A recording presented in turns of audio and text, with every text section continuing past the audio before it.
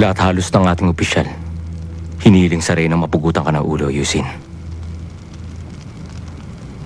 Pero ang balita ko sa iba, patuloy mo pa rin sinasabi na babagsak ang Dea. Naisip mo ba? Nilalagay mo sa alanganing kalagayan ng ating Reyna. Bidam, alam mo mas matalino ka kaysa sa akin. Pero anong dahilan? At pinipilit mo magbulag-bulagan? Hindi ako nagkamali. Ngayon ang araw, nasasalakayin ng Dea. Pwede ba tumigil ka na, Yusin? Huwag akong alalahanin mo. Isipin mo ang inyong kaligtasan. Kapag bumagsak ang Dea, tsak na ikaw mananagot dahil hindi ka kumilos. Kahit binalaan na kita.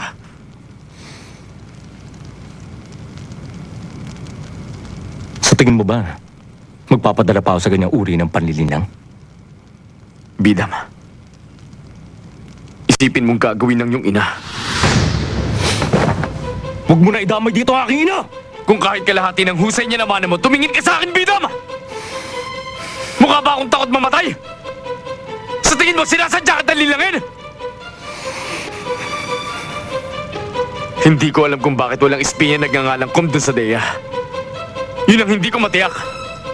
Pero alam ko, sa loob ng araw na to, sasalakayin ng Dea.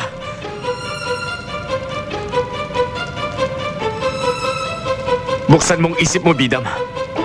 Huwag kang padadala sa galit. Higit pa sa akin, ang paparating na panganib.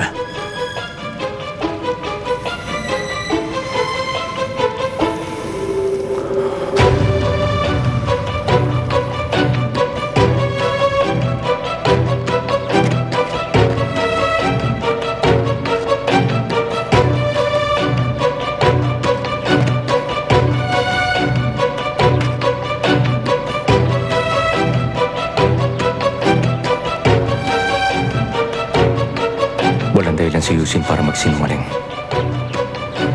At kapag naganap, ang mga sinabi niya.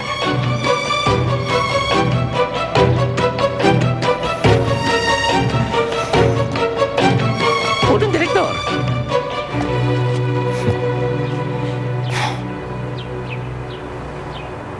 Ipinahamak ni Yusin ang sarili niya.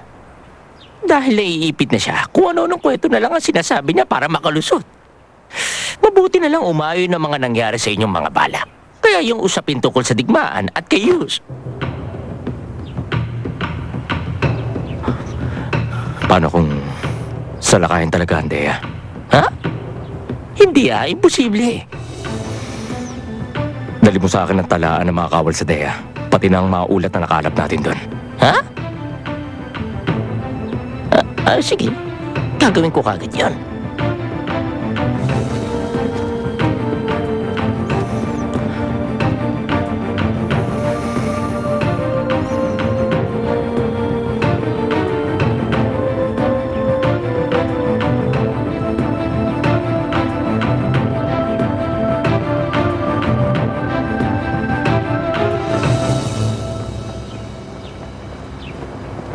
Mukhang nababahala kayo, kamahalan.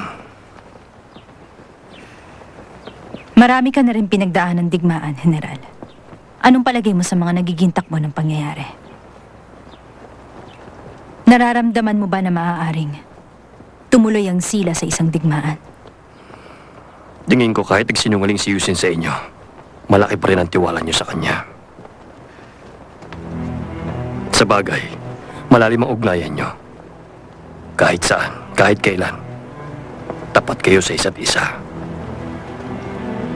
Kaya lang, kung may inaalalaman kayo ngayon, hindi yun dapat si Yusin.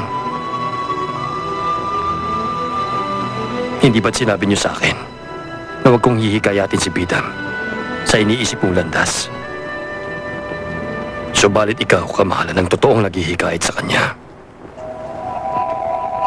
Kung bakit siya nagkakaganon, ikaw rin na may kagagawan, kamahalan. Maaari niyang gampanan ng anumang tungkulin kung paihintulutan niyo siya.